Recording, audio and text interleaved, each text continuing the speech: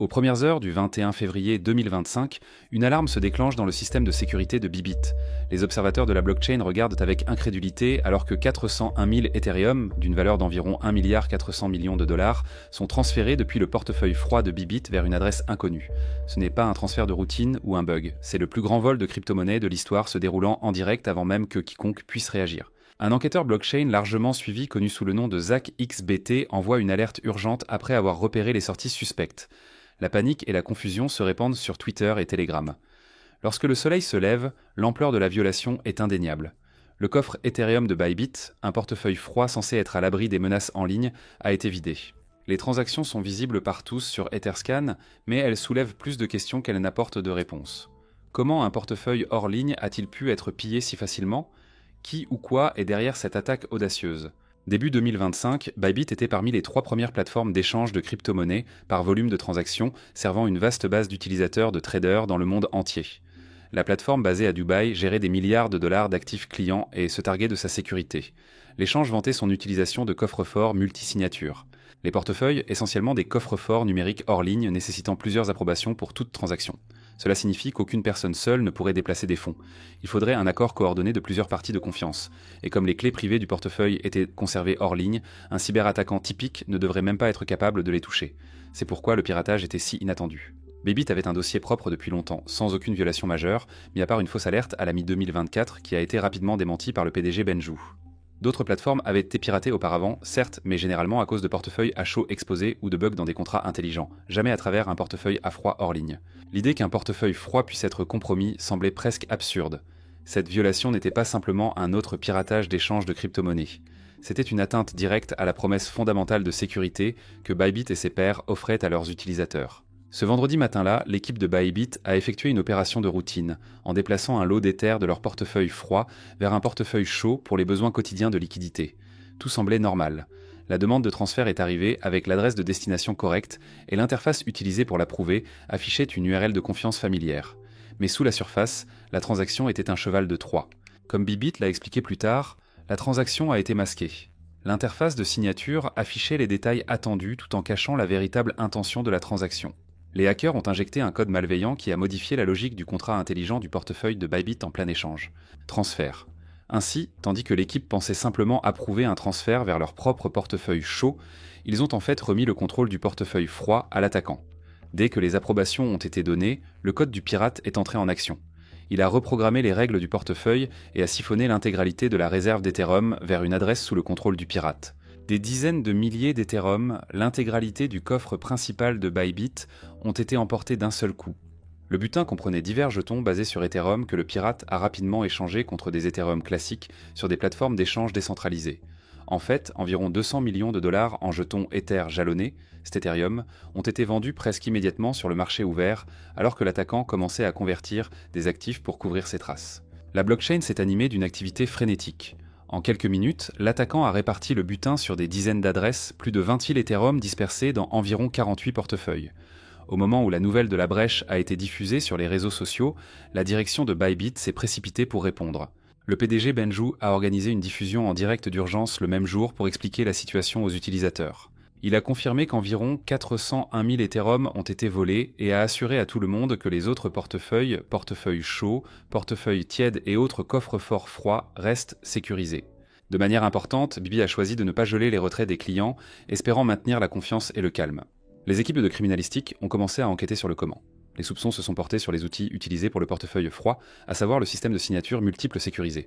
L'équipe de Safe n'a trouvé aucune preuve de violation sur leur plateforme officielle, ce qui suggère qu'une interface de phishing ou de spoofing très ciblée a été utilisée pour tromper les signataires de Bybit afin qu'ils approuvent la mauvaise transaction.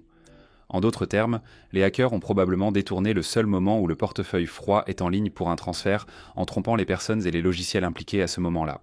Alors que les enquêteurs rassemblent des indices, un schéma est apparu. Cette attaque ressemblait étrangement à une série de piratages en façade qui ont frappé d'autres projets crypto en 2024. Un chercheur en sécurité, Taylor Monahan, a averti « Personne n'est préparé à ce vecteur d'attaque, cela se reproduira encore et encore ». En effet, des tactiques similaires avaient frappé d'autres. Par exemple, la plateforme d'échange indienne WazirX a perdu environ 235 millions de dollars, et le DMM Bitcoin japonais a perdu 308 millions de dollars à cause de telles exploitations dans les mois précédents. Dans chaque cas, les attaquants ont effectivement réimplémenté le code du portefeuille, tandis que l'interface semblait normale pour les propriétaires. Comme l'a dit brutalement Monahan, vous ne pouvez pas le voir. Il simule l'interface utilisateur. L'exploitation de Bybit était le même style de tour de magie exécuté à une bien plus grande échelle. Et en effet, l'ampleur de ce vol est difficile à comprendre. Avec une valeur d'environ 1,4 milliard à 1,5 milliard de dollars, le piratage de Bybit a instantanément éclipsé tous les vols de crypto précédents. C'était plus du double de la taille du tristement célèbre piratage de ponts de réseau Ronin, 624 logiciels malveillants en 2022, et de l'exploitation du réseau Poly, 600 logiciels malveillants en 2021, auparavant 2 des plus grands jamais enregistrés. Juste après, les rumeurs allèrent bon train. Était-ce un coup de l'intérieur ? Bientôt, les preuves ont pointé vers l'extérieur en direction d'une équipe externe hautement sophistiquée, peut-être même des hackers parrainés par l'État. Les enquêteurs d'Arkham Intelligence et des experts indépendants comme ZachXBT ont suivi la trace de l'argent et ont découvert des signes révélateurs liant l'attaque au groupe Lazarus. Le groupe Lazarus est un collectif mystérieux de pirates informatiques soutenu par le régime nord-coréen. Ils ont été impliqués dans le piratage du réseau Ronin de 600 mètres en 2022 et de nombreux autres cambriolages de grande envergure. Quelques mois seulement avant l'incident de Bybit, ils ont été liés à un vol de malware 308 de la bourse de Bitcoin DMM du Japon. Selon Chainalysis, des pirates nord-coréens, principalement Lazarus, ont volé une somme incroyable de 2,2 milliards de dollars de crypto rien qu'en 2024, des fonds censés aller directement dans les caisses de l'État de Pyongyang. Tout concernant l'attaque Bybit correspondait au modus operandi de Lazarus. L'ingénierie sociale méticuleuse, la patience d'attendre un processus de routine, la maîtrise technique pour simuler une interface normalement sécurisée. Les opérateurs de Lazarus sont connus pour cibler en premier les personnes derrière la technologie, infiltrant les réseaux via des emails de harponnage, des mises à jour logicielles chargées de logiciels malveillants ou même de fausses offres d'emploi pour recruter. Dans ce cas, ils ont peut-être dupé un membre du personnel de Bybit ou exploité un fournisseur tiers pour tendre leur piège. Le motif de l'affaire de Lazarus va au-delà de l'avidité ordinaire. Ces hackers opèrent comme des agents de revenus pour un régime nord-coréen lourdement sanctionné.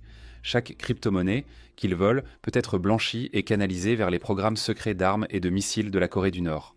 La priorité immédiate de Bybit était de contrôler les dégâts. La plateforme a publiquement assuré aux utilisateurs qu'elle absorberait la perte et que tous les fonds des clients étaient en sécurité et entièrement garantis. Benjou a souligné sur les réseaux sociaux que Bybit restait solvable, même avec 1,4 milliard de dollars perdus, et pouvait couvrir le vol sans impacter les clients.